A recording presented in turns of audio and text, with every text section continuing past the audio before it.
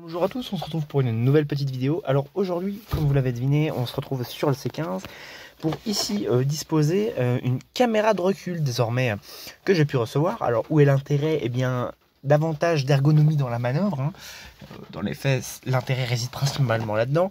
Donc on est sur une petite caméra donc avec un moniteur assez petit, de taille disons assez réduite, comme on peut l'observer.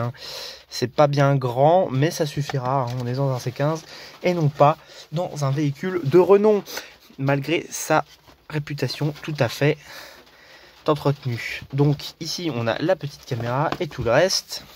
Donc une petite vidéo en parallèle afin que vous puissiez vous faire une idée. Sur le site, il s'est déroulé également bon nombre de changements, une multitude de changements qui a su s'exposer ces derniers temps.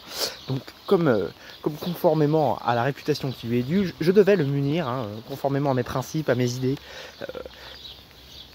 d'un embellissement certain. Donc un petit autocollant Citroën sur le capot afin de garantir une bande, plus précisément, afin de garantir le prestige véhiculé par l'engin. C'est absolument nécessaire, et tout C15 qui se doit d'être tuné correctement, dans la grande lignée dont il est l'héritier. Une petite barre LED parfaitement incrustée, signifiant tout autant le prestige qu'il est censé véhiculer, c'est le cas de le dire.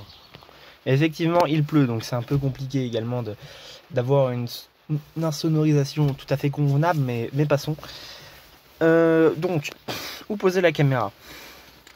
Tout d'abord, la caméra se pose à l'arrière et le moniteur, quant à lui, donc pour ainsi dire l'écran, se dispose ici. Je pense que l'endroit serait le plus adéquat, ça me paraît pas mal. Ici, ça me paraît, ça cache les ventilations, les vents, comme on dit dans le cadre d'Among Us, ça se dit tout à fait. Et ici, c'est un petit peu, disons, obstruant au niveau de la vue. Donc on va se débrouiller, on va la mettre là, à mon avis c'est pas mal. Au niveau du câble, c'est assez long, franchement on a de quoi faire. À mon avis ce sera juste assez long pour l'arrière.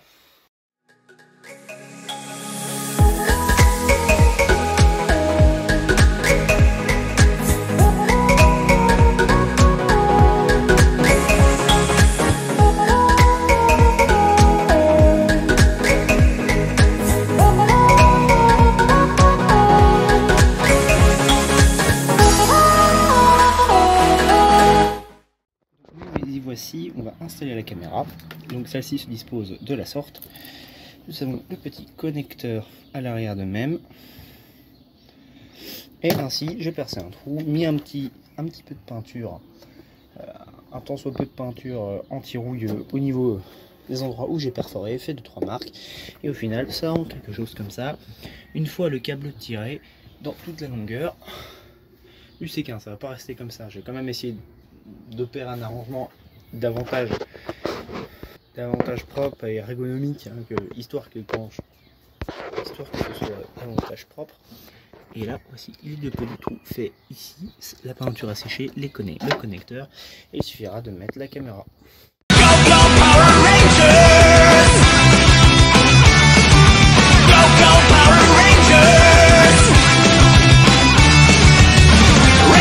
Et donc voilà le rendu final, une fois l'entièreté des opérations disposées. Donc le câble est bel et bien branché. Ici nous avons les deux vis qui tiennent, un coup de peinture anti-rouille bien nécessaire, le câble, et de l'autre côté la caméra qui se positionne comme ça. Hop. Donc elle n'est pas extrêmement droite, j'ai remarqué ça. Bon, ça fera, c'est juste pour regarder en marche arrière. Ça se voit à peine, mais bon. C'est sûr que ça aurait fait mieux de percer davantage dans les normes, disons-le. Pour une première expérience, je me débrouille pas trop mal. Ça suffira amplement. Oh mon Dieu, qu'est-ce que j'ai fait de ma vie?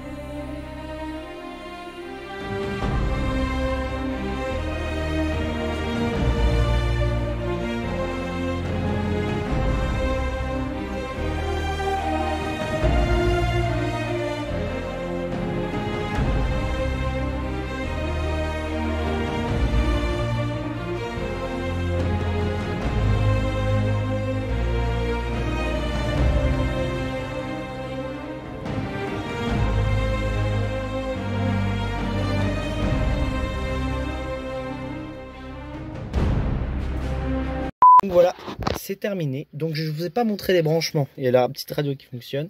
Je ne vous ai pas montré les branchements. Bon, en gros, comment j'ai fait exactement? J'ai simplement disposé le plus sur la languette en métal, donc simplement en contact en faisant un petit nœud avec du fil de fer. La gaine thermo, c'est largement propre, et le moins est simplement en contact avec le cuveau de l'ampoule, puisqu'il n'y a simplement qu'un flux d'électricité qui rentre dans l'ampoule. C'est les fameuses ampoules avec un pôle en étain au fond, un contact, et donc au final ça marche très bien. Donc tout passe par là. On passe par le secteur ici présent en bas à droite, et justement l'ampoule se présente. Alors comme vous voyez, le rendu est vraiment pas trop mal.